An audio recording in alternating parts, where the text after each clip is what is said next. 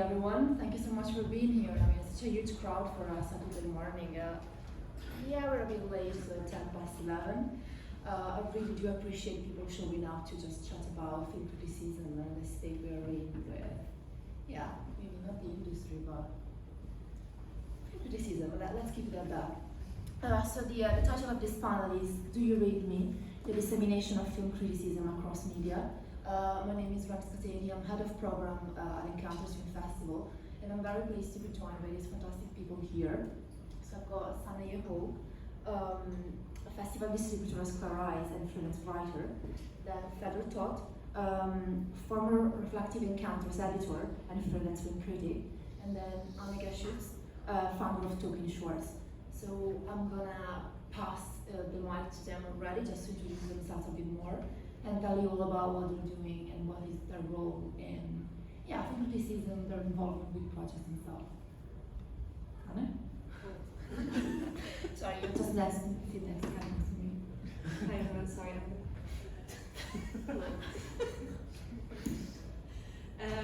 Sanne Jehoul. So as Ren said, I work with Scateni, which is a festival distributor, where I've also, with my colleague, we've started this section to our website called Journal, which is where we kind of commission critics to write about films in our catalogue, which is partly promotional, partly sort of, I suppose, like contextualizing our catalogue because it was a very boutique curated catalogue. And then I am also the program director at Glasgow Short Film Festival, and sometimes do freelance writing. And I'm also on the board of Kort Film Bombay, which is a Belgian platform for short film, and also they both publish short films to watch and then contextualize it with a lot of really lovely written text. You'll see with artists there. I think that's me. Hello, I'm Feder. So I'm a film critic. I'm, as Ren said, former editor of Reflective Encounters, and I was also the founder of it, I guess in a sense. Reflective Encounters, if you're not familiar with it, basically here at Encounters we commission a number of writers, each to write sort of 200-word kind of contextualization or something like that, a critique of pretty much every film playing in competition. It emerged in the pandemic kind of as a response. Everything was online only, so this kind of conversation, not just this one at a panel, but the kind of conversation we would have in the bar or in between films doesn't really exist online. So Reflective Encounters was kind of a way of starting that conversation. Otherwise, I'm a freelance film critic. I write for a bunch of places, mostly on Yugoslav cinema. So if you ever want to hear me talk for hours on end, ask me something about Yugoslav cinema. So, is it when I talk normally, you can hear me like this? Yes. Okay, cool. Perfect, because I don't have any. Anyway, my name is Anne. I'm the co-director of Short Film Festival in Germany called Filmfest Dresden, and I'm also in the selection committee for the short film section in Locarno. And as Ren already said, one of the founders of Talking Shorts. Talking Shorts is a platform that purely focuses on short film criticism, and it came into being a long time ago, actually, because as film festivals we kind of realized there's no real online platform where short films are being talked about in a very profound manner, where we have really nice film reviews or interviews with the short film makers. So a few festivals back in the day, we decided to create this platform out of nothing in terms of no money. And also Niels, who's connecting us all somehow today, he's the editor-in-chief of Talking Shorts. Also at Filmfest Dresden we then started doing a couple of workshops for emerging film critics. And this year we finally got funding for the platform, so we're currently in the state of rebranding it or relaunching the website and making it a little bit more professional. So we keep continuing working with other festivals to have workshops for people who want to go into film criticism and then to have a regular output on short film reviews on this platform. And we're very connected to the festival, so we have a great network of festivals that also work with us. Great. I think you already touched upon so many of the themes I wanted to cover with this panel. Something that I maybe forgot to mention is that I'm also a freelance writer myself, and actually I use criticism as a means to an end, and the end was for me to become a programmer or a curator at a festival, which, I mean, I'm not saying this to detract from the importance of the criticism, of course, because I still do love writing and I still do write, but it's a tough spot to be in, it's a tough job, it's a tough industry, and especially if you're freelancing, it's very difficult to find a place for your writing, because it's an endless thing of like, you know, pitching your stuff and so on and so forth.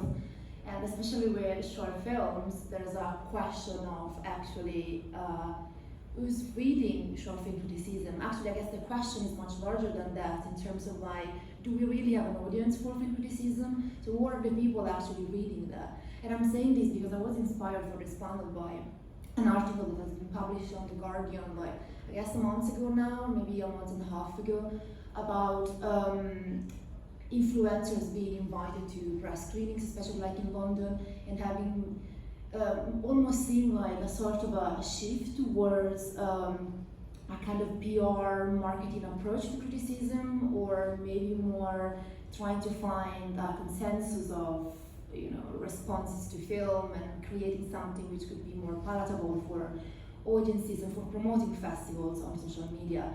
So I think I'm like, yeah, already I'm gonna throw in so many other different leads for this conversation to where this conversation could go going forward. But I guess I'm just interested in your opinions about the state of film criticism, and I guess you can answer with a more a broader approach with film criticism per se, or rather being a bit more, I don't know, focusing on short film criticism. And yeah, so long story short, it's basically just a question about audience reach. What are your thoughts on it? What are you doing in the projects you've been mentioning already? Yeah, I'm not gonna pick anyone to start because it's maybe it's... Sanne's taking her. I know, I can see, but I didn't want to say anything about that. I just started earlier. So Anne, I think now it's your turn. Thank you. Yeah. So in terms of, so I'm not a film critic, so I'm probably the odd one out here in a way. But of course, our interest is in not only getting the films seen, but also giving the films a platform in terms of critical dissemination. And the question we always ask ourselves is, how can we reach the audience? Because it's difficult. As for Talking Shorts, I think we were very much helped by the pandemic, because when we launched in February 2020, and then obviously we all had to stay at home, and we had this project called My Darling Quarantine, where we showed short films for free online for a week, and the audience or the people watching the films could vote on the films, and then the winning film would get a film review. So, and originally we wanted to do it until the end of the pandemic, and after 10 weeks we realized it's not going to be that soon, so we stopped after 10 weeks. So this helped us and the platform to come into being and already reach an audience. And nowadays, I think our main goal will be to reach an audience that goes beyond our own festival. So we want to reach out to people who actually are interested in film, maybe have not really a connection with short film yet. That's part of our also new concept we're developing right now. We're very much helped by our festival network, because we're very much relying also on this network and the audience at these festivals. But it's tough. I think it's. I mean, we publish an article once a week on the website, and it's a lot of work. You know, you need to go into social media. You need to reach the people. We're trying to do it with the workshops. Yeah, but it's very different, I think, on how you can do it. Yeah, can I actually follow up already on what you were saying about, I'm not asking for like, you know, precise data of course, but do you have any figures about circulation of the platform in terms of like readership, just to have an understanding of, are we really reaching an audience, or I don't at the minute, because we're just in the process of disseminating it all. I know we have like just under 3,000 followers on Instagram and Facebook, and that's maybe. I know that during when we did My Darling Quarantine, we had I think around 200,000 views on the website. So I think our goal is to keep that momentum in a way. I don't have actual figures how many people read the articles. I know that we have a nice bubble, as you say, of people who like to read the articles, because I think what makes us special in a way is that there's a lot of work going into the quality of the writing, and the articles are it's not just like this length, they're like proper writings. Yeah.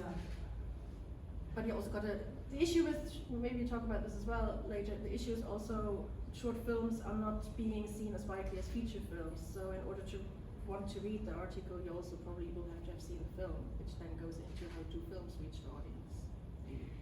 And I think, like you were just saying this, and I immediately thought about you, Sanne, being also a distributor, you know, and the fact that potentially one of the issues with not having an audience for reaching short film criticism, or even not having a market for short film criticism, is potentially linked to the fact that short films are not really circulating outside of festivals most of the times.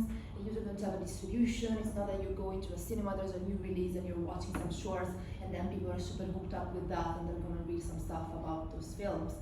So I don't know if that could link to what you're doing, Sanne, at Square Eyes, in terms of both, you know, the both sides of Square Eyes. As a, you mentioned you now have a journal commission writing, but you're also distributing. Yeah, I mean, I suppose this is also very loud. The journal element, I mean, it is quite limited, obviously, because our catalogue is limited, so it's not as if we have this constant output of criticism.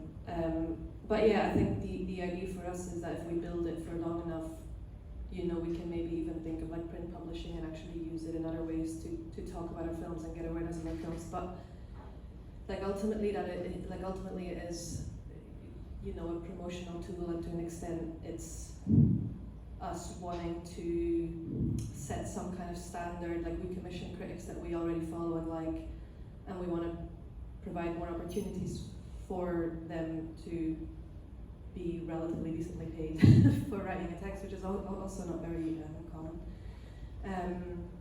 But yeah, I was thinking about like some of the things you said, because I suppose with My Darling Quarantine, like I assume that a lot of that engagement, those 200,000, is also because you were publishing films that could be watched, right? The stuff that was being written about could be watched, which isn't always the case, because it's really, like, if you're writing about, a lot of the stuff on Talking Shorts is written about films that are currently on the festival circuit, so obviously like, they can't be online, that engagement becomes a lot harder. But when you were talking about audiences, it's like yeah, criticism as a tool to get to audiences, but that's become so decreased as well when you think about traditional film criticism, as in like reviews and people reading reviews and criticism to go see new releases. Like, this monoculture is kind of like encroaching, and so even with features, I think there's not as much gets a theatrical release as maybe in decades past, and so it's not even just with short films. I think there's so much that people are writing about or not writing about that they don't have a theatrical route to an audience anyway. Like, shorts is even more difficult, but even with features, I think there's a lot that you see people, covering festivals, and you'll never be able to watch those films unless you have some kind of in somewhere.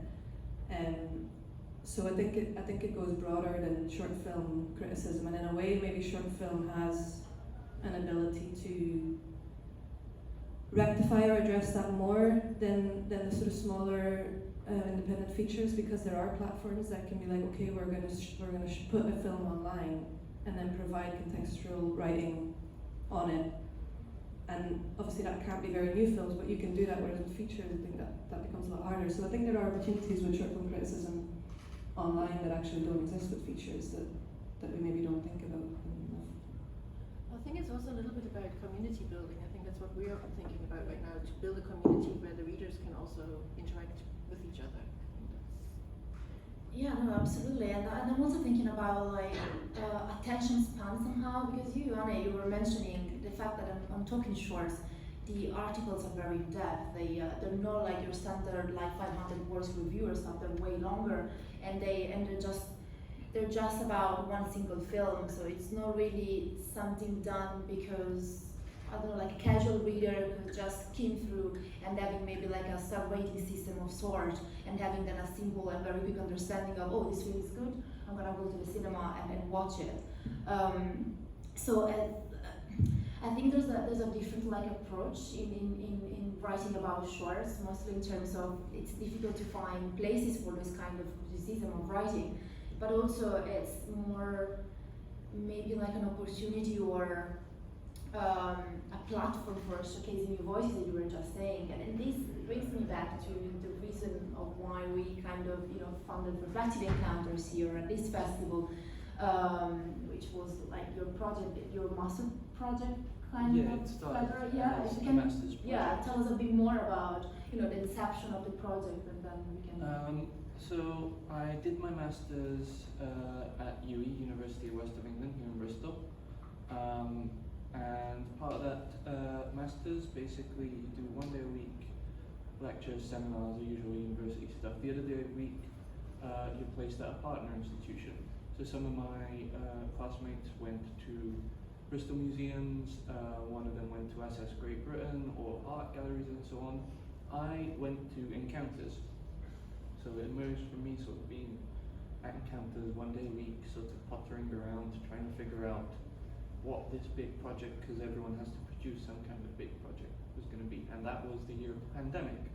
So the festival was online only, and that's kind of, we were talking, as I mentioned earlier, we were talking about how are we going to get audiences to talk and think and sort of communicate about the films when they're going to be at home. It's interesting, we were talking about how a lot of these, you write about the short film and it's kind of, you have to see the short film as well, or it's expected that you will have seen the short film. I think one of the benefits of short film criticism, or one of the interesting things from my perspective as a writer, is that because it's a short film, because it's only 20 minutes or so long, you don't have to fuss around explaining the plot. You can just take something you like about the film, or you find interesting, and then extrapolate it into something else. And you can use that as an exploration. And when you do that, it becomes its own piece of writing, and you don't have to have seen the film. So maybe there's something there in terms of how we're approaching it, that we should approach criticism as its own separate thing. And I've always believed this, that criticism is its own entirely separate thing. That starts with film or starts with the artwork, but can go any way you want after that, and can be, when it's done well, can be just as creative. But the question is, how do you do that, and in what formats, and how do you engage with the audience with that? I've kind of gone on a tangent, but No, it's fine. with Reflective Encounters as well, the purpose was always to keep it short, keep it 200 words each per film. It's also difficult, like from a writer's perspective, you've got 10 films. I don't know ahead of time if they're going to like it or not, as the editor.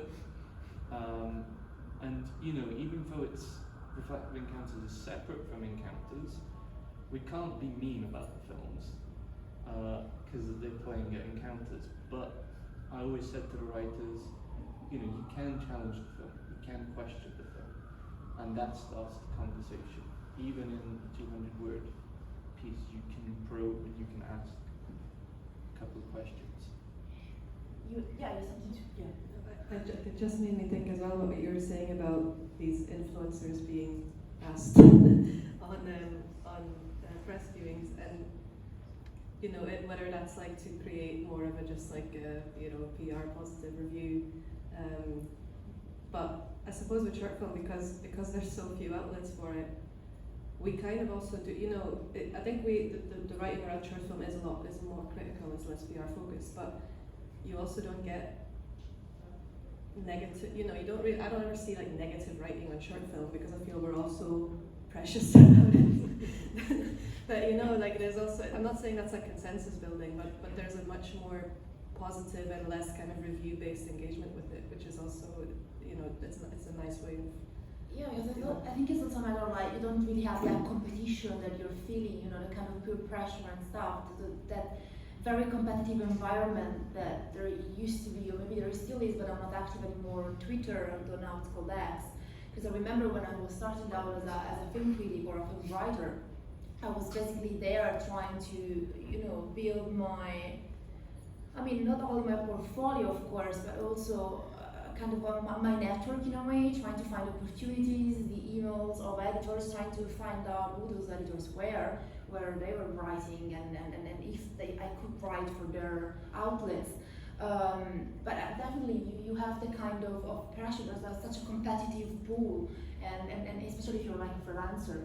So of course maybe, I mean, this plays into the fact that there aren't that many magazines, unfortunately, being interested in short film criticism at all.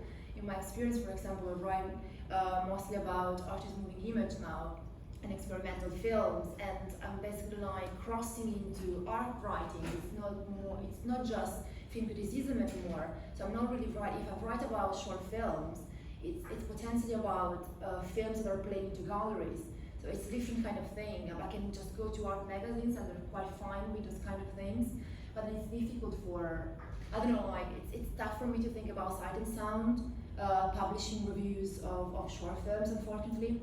And I had this conversation with other critics, but it's not even that the editors are not that much interested. It's more that it's kind of taken for granted that there's no audience for that.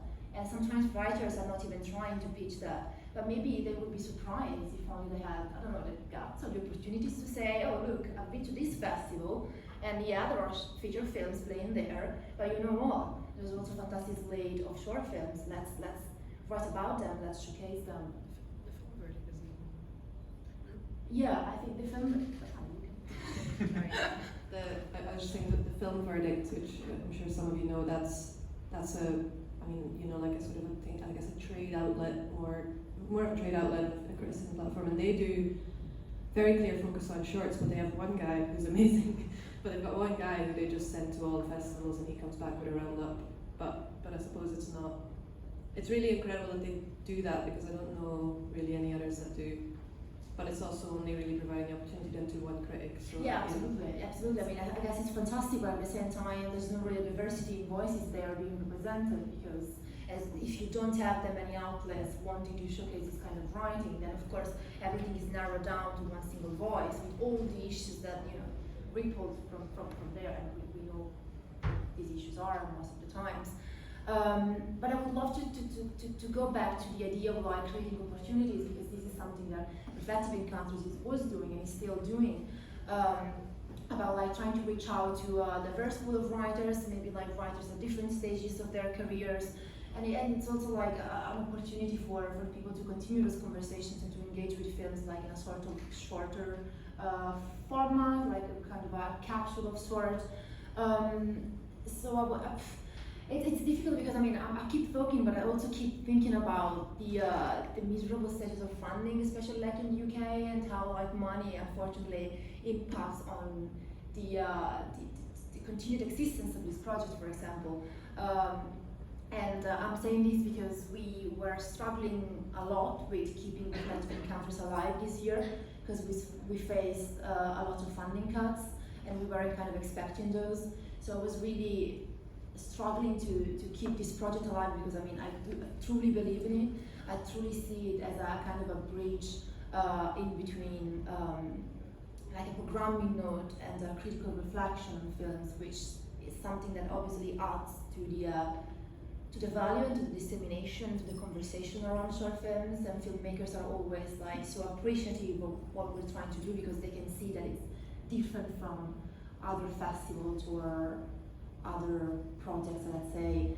But money is a tough issue, and I struggled a lot this time around in terms of trying to keep this project afloat. In the end, we managed, but potentially at the cost of like keep having Feder involved in the project, and it was me editing like stuff this time around. But yeah, I think I'm saying this because I would love potentially to hear more positive news coming from different parts of the world, potentially like other European countries maybe. So Anne, I don't know, I'm looking at you. Hi. Germany, I don't know, in my head it's like, oh, country. Here you go, Bonnie. Well, yeah, I mean, being from Germany and working in German cultural sector, I guess I can't complain here in this country. Of course, we do have also our struggles, but compared to the UK, we're very well off in that sense. And with regards to Talking Shorts, it's a media-funded project, so it's the European Union who funds this, who unfortunately doesn't support Britain anymore because of Brexit. So I think this creates a lot of issues for you guys, but we're very lucky in that sense to be able to get that funding. I mean, it doesn't mean we automatically get it. There's a lot of we tried like I think 3 times to get the funding for this project from the EU, and it's a lot of very administrative. We got it through the network funding, which is essentially festival funding, and Talk Shorts is our outlet within that network, and this is how we made it work for 2 years. So for 2 years now, I guess we can put a lot of resources into making the platform more sustainable, paying people, having the relaunch, and trying to get audience engagement. But then, of course, in 2 years, we also have to apply again for funding. But I guess once you're in it, I mean, chances are a bit higher to get it than when you start new. Yeah, I think Europe is a better, mainland Europe or the European Union is a better place to get funding for these things, because it's still, at this stage at least, better off than maybe the UK, but let's see where it goes also in the future. Yeah, and I just realized that maybe since you're not running like project on a scale as large as we're Talking Shorts, maybe for you would be we could like reframe this question or this topic around I guess like the sustainability of the role of a freelance critic, and how do you find yourself trying to cope with everything and to find like opportunities for your writing. So I've thought a lot recently about sort of funding questions and money questions and film criticism. I do think I have an answer. Rob a bank. Because who better to rob a bank than a film critic who's seen all the heist films, right? On a more serious note, yeah, it is probably, I don't think I know anybody my generation, I might be wrong, I don't think I know anybody my generation whose income comes exclusively from film criticism. I know they're out there, but I don't know them personally. Which again, maybe speaks to the kind of people I hang out with. I'm just not hanging out with the right crowd. But I think it comes down to, what do film critics actually do? What do we do for a living? What we actually do is we create cultural capital. When you boil it down like to sort of value system, as capitalism often does, we create cultural capital. By writing about films, by judging them, by evaluating them. A ton of 5-star reviews from all the major papers gives your film cultural capital, and you can spin that into financial capital. That's where we are in the ecosystem. So I guess questions around funding come down to, how can we convince others that our cultural capital can be spun into something that we can make a living out of?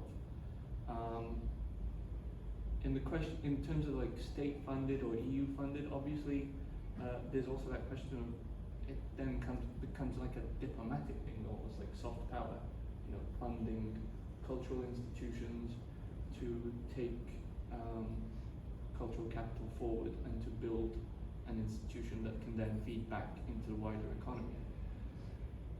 At the moment in the UK, we have a government that really doesn't understand that, and that has no real feel for it, no knowledge of it, no vision for it. Hopefully that will change one day down the line, I don't know when. But yeah, it's a very sort of wishy-washy answer, but it comes down to, how can we convince others that cultural capital is something worth investing in? Any thoughts? Sorry, do I have any thoughts on that? I've got a lot of thoughts on that. Yeah, no, I think you're right, and and I suppose hearing you say that makes me realize how sad I feel about it. Yeah, just because it is, you know, I think it's like, you know, it's like trying to convince someone of the value of something without that being tied to like a commercial outlook. And we live in a country where all cultural funding priorities are determined by commercial criteria. So, you know, I think this is why short film exhibition in itself is already so difficult, because it's just not the bums on seats result that is basically determining all money we can apply for. And criticism is even worse, because like you can't even measure those audiences in the same way. I don't, you know, there's not. It's really hard for funders as they are here to see how that could in any way benefit their long-term goals, which most of us probably disagree with to an extent. So yeah, that's my thoughts on that. Right. No, it's fine. It's fine. I mean, it's a green situation we have here, so it's alright. I mean, not being super positive about it, but to actually, I don't know, like land on a more positive note, perhaps. I keep looking at you, Anne, because you keep looking at me, but I've got. Yeah, I know.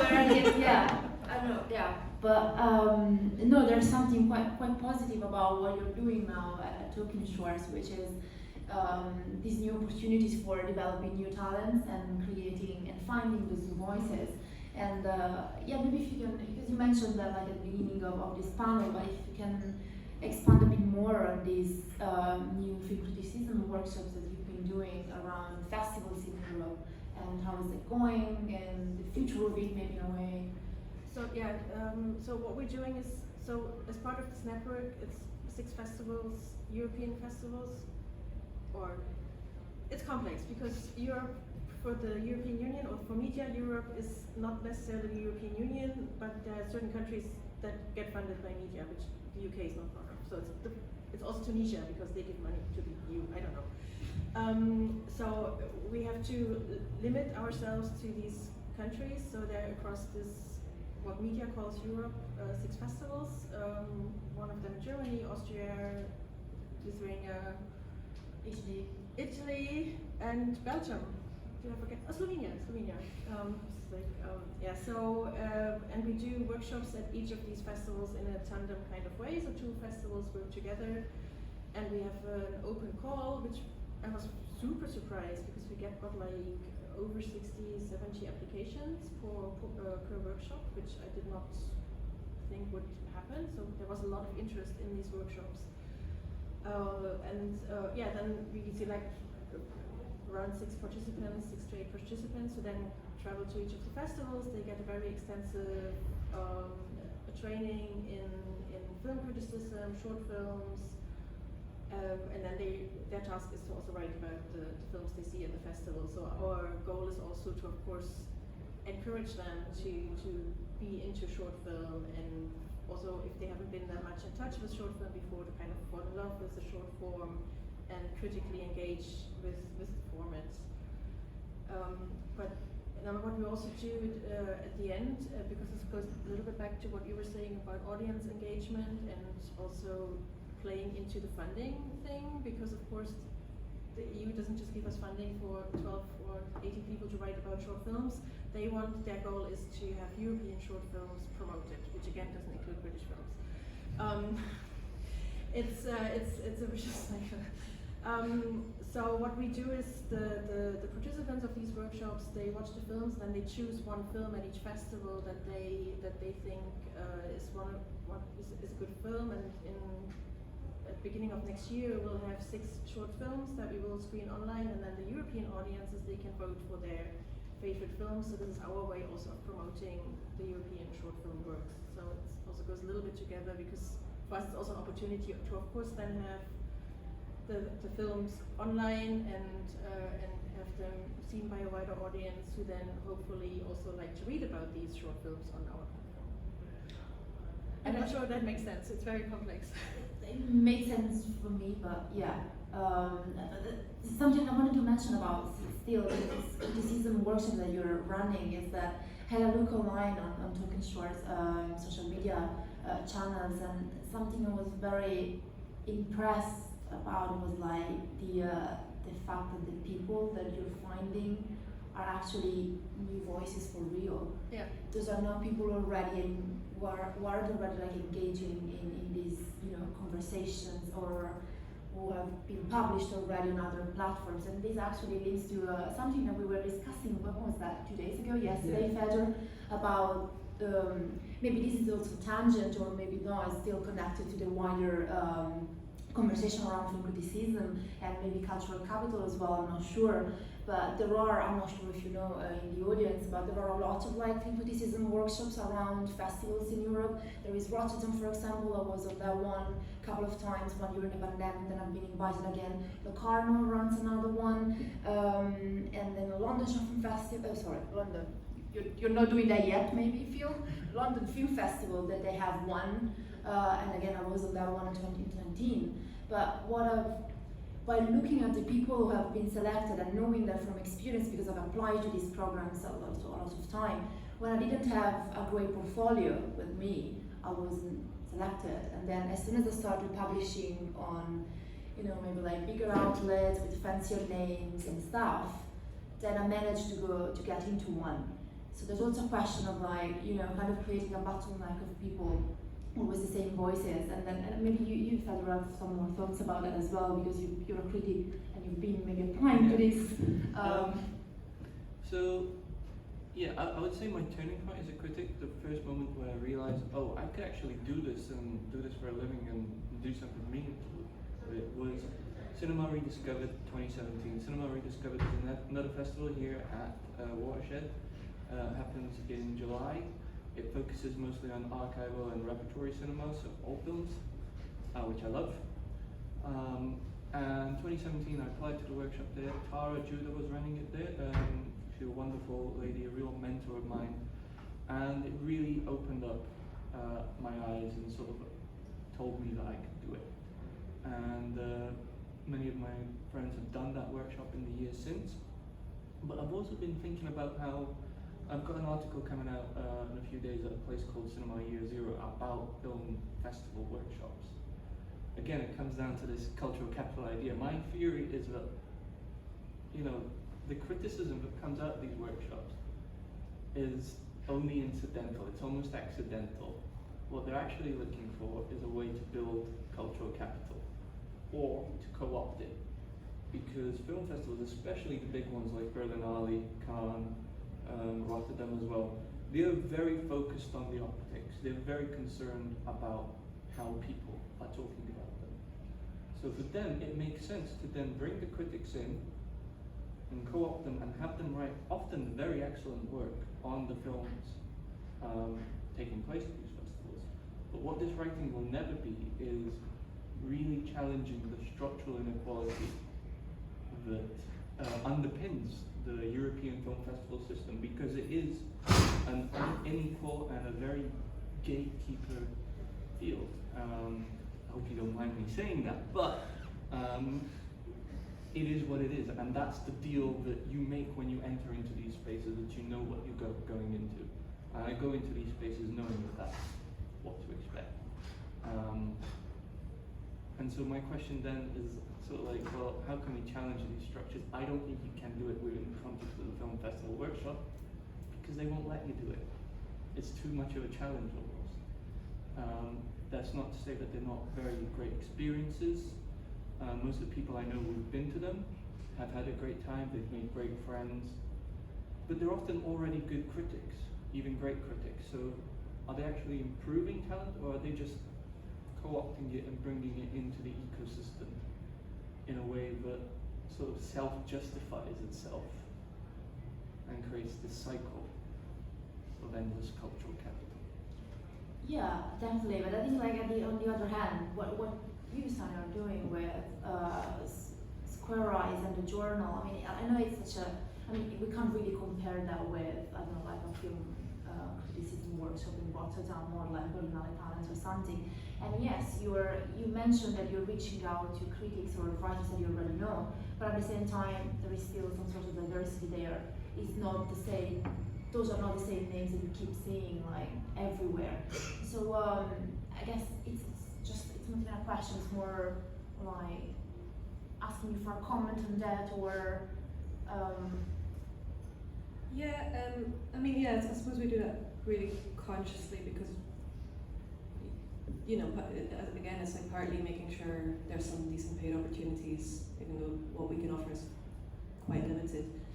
And then also making sure it is some form of talent development. You know, we have our own network, Square Eyes, like a lot of people follow us, and so if I can get a critic who maybe not many people know or is in those circles yet to write something for us, then obviously that name comes out, and some people have benefited from that, from what I know.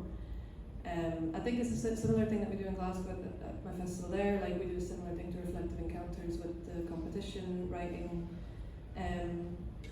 And I mean, it also it partly comes down to sort of trying to have like a small impact, or even try and address this kind of inability of people to make a living out of this, because, you know, as you said, like you don't know anyone who makes a living out of film criticism. Very few people do out of programming. I came from a journalism background, thought I was gonna go into film journalism, realized that was a stupid idea. You know, or that I was never going to be able to make that work, and then I went into academia, and then I came into programming without ever realizing that programming wasn't a path, you know. And I think a lot of people sort of end there because you just can't make that work. Like a lot of programmers are just failed filmmakers and critics, you know, like. But we come from this line because those are the paths that we think we can get into, and no one is like laying out programming necessarily as a path when you start out, when you go study all this kind of stuff. And so partly it's also,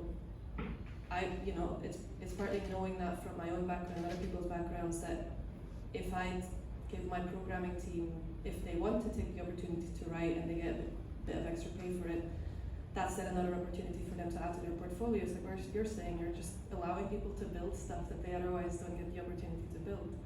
yeah. So it's also just trying to do that with like the limited opportunities you can offer. And it's actually super true, because I was on the early pre-selection committee at Glasgow Film Festival in 2020, and that was pretty much my one and only opportunity to be on a pre-selection team. And after that I applied for this job and I became head of program and encounters. So I guess that what you're doing is absolutely working, providing people with opportunities and then, you know, allowing them to grow or to create a portfolio of sorts. So this is me saying thank you, Sanne. I'm here because of you, basically. We have actually, I would love to open the floor to the audience, honestly. If you got like some questions that you want to ask the panel or me, or like, I mean, yeah, all of us really. We have a mic over there and someone who can just help us with that. There are questions. Yes, there is one. Over there. Hi, Anne. Thank you so much for that really interesting conversation. Hearing you talk about value of criticism and social engagement and audience engagement made me think that Letterboxd was just bought for $50 million yesterday, so people do see that there's social engagement and that there is value. And I was wondering how, I mean, the explosion of that platform has made you reflect on your practice and the activities you do and film criticism in general. Is that directed at a particular? I don't have I need to think about that a little bit, but I was thinking about Letterboxd earlier, so it's nice that you bring it up again, because it's obviously, when I was like, oh, there's not a lot of negative writing on short film unless you go on Letterboxd. But I think that's good, because in a way that, you know, like if people then go on there to see a film, it's like you get a bit of like dialogue and you know, at least the sense that people are engaging with it and feel strong enough that they want to write something about it, which is also nice. But I've had films, like we've had films in the Square Eyes catalogue that are, but even features that are, you know, just quite difficult experimental work that has like very limited press coverage. And so to promote stuff, I've used Letterboxd. Like I've even at the festival gone to Letterboxd to be like, I can make a nice collage of like mini reviews here of just like genuine audience responses. So in a way, I quite enjoy it. Like I use it because I think it has because I think it's very genuine, you know, genuine audience responses that in a way, to me, are more, you know, as an exhibitor, are more useful than like the kind of PR criticism. So I go there quite a lot, and I find it quite useful. Yeah, and I think also like from the perspective of a writer, I remember that when I was in the London Film Festival Criticism Workshop in 2019, there was someone there, and he was selected out of his reviews on Letterboxd. So I think it might be also like a tool for democratizing criticism in a way, because no one is paying you, but you don't have to pay, and then it's like, you just have to post something there, and there's a community already who's ready to engage with your writing and stuff, and you can build a portfolio which is kind of recognized by festivals or maybe other magazines, just to prove that you're a capable writer, because everything boils down to that in a way. So yes, I guess maybe this could be like the other side of the coin in a way. I'm not sure. Do you have other thoughts on Letterboxd? It's interesting. Yeah, I use Letterboxd. I find it very useful for remembering what I've seen. Particularly useful in a short film festival where you might see, 30 films in a day, and if you don't log that on Letterboxd, you will forget. But at the same time, what I think the internet and Letterboxd is part of this, what the internet has done to film criticism is basically it's widened the pool, but it's also made it shallower. Again, it comes down to because no one's making a living, so people are starting out as hobbyists. But because no one can make a full-time living out of it, then they don't have the opportunity to get really, really, really good and just sort of keep doing it and do just that one thing and really perfect it. And Letterboxd is part of that. There's lots of excellent writers and excellent users on there who really know their film history and their films, but because it's a free site and no one gets paid to write on Letterboxd, their writing is just there. They never get encouraged to do it as anything other than a hobby until they start applying to workshops and they start trying to professionalize. That's a good thing and a bad thing. I know that's not a great answer, but that's what it is. Do we have other questions in the audience?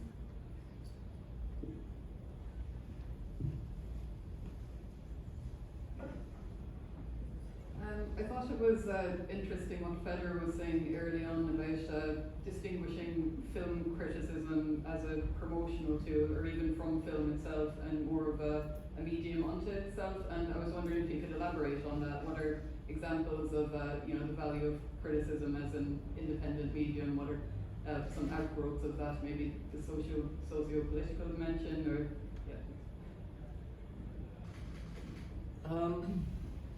It's something that I try to do personally in some of my long form writing, because like I said earlier, my specialty is Yugoslav and ex-Yugoslav cinema, because I'm from the former Yugoslavia, and I'm particularly invested personally in films from there. And when you start writing about historical films from that region, films from the 60s and 70s, and how they got made, then you end up writing really not about the films themselves, but about the social, political, cultural history of that area and of that region, and that leads you to some very interesting ideas and ways of thinking. But the film is just a jumping off point. And for me, that's my favorite kind of criticism to both write and to read, when the writer takes something and then just goes somewhere else. Someone like Jonathan Rosenbaum, I think, is very good for it. Legendary film critic, but his writing has always been very good for taking those small ideas or small films and then jumping away from them. I think it's something that short film in particular can do very, very well, because it reacts a lot quicker to also current issues than feature films. I think to have these short films, and you just have to look at the program here, there are a lot of topics that are very urgent, and if you have somebody writing about a film like that, you can take it from there as well. So it can also be, in Dresden this year or last year, I can't remember, we had a workshop on activist film criticism, so you can also use film criticism as an activist thing. I think it's probably also ties in that a bit. think we have time for another question if there are any in the audience.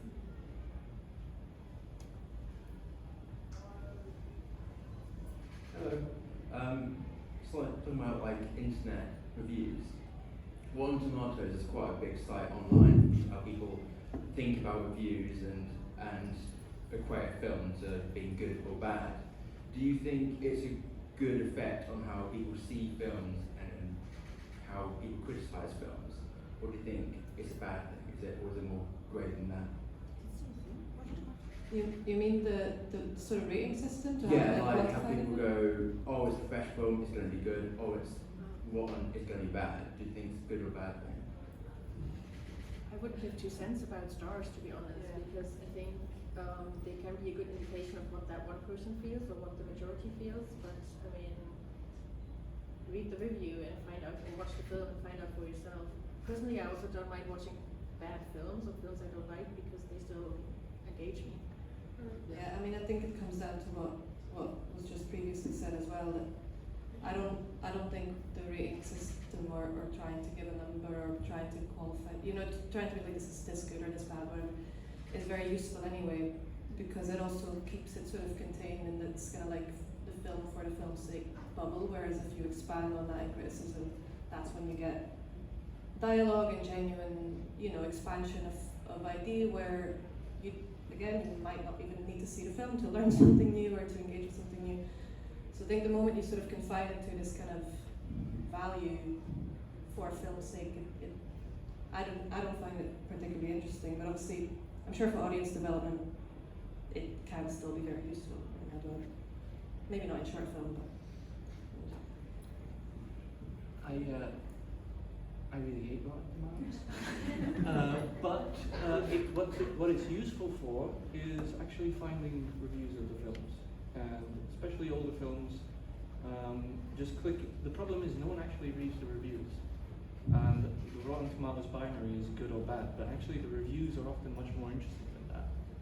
A few months ago, I became a Rotten Tomatoes critic myself. I decided to apply on a whim.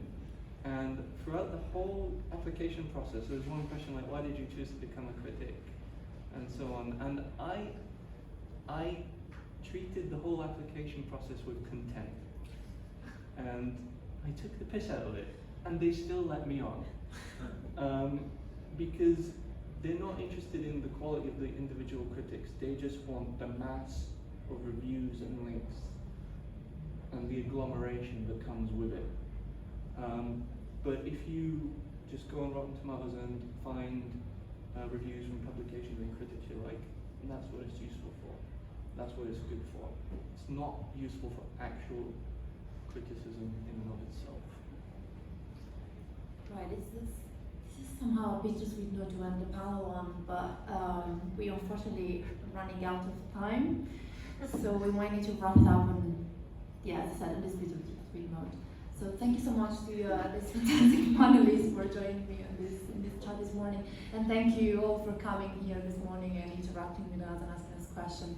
Hope you enjoyed the panel, and I hope you keep enjoying the festival. And last thing to remark, our catalog is actually available online to browse, and you can read all the fantastic reflective encounters criticism that we commissioned this year. So by all means, please do to browse it and enjoy the festival. And good day.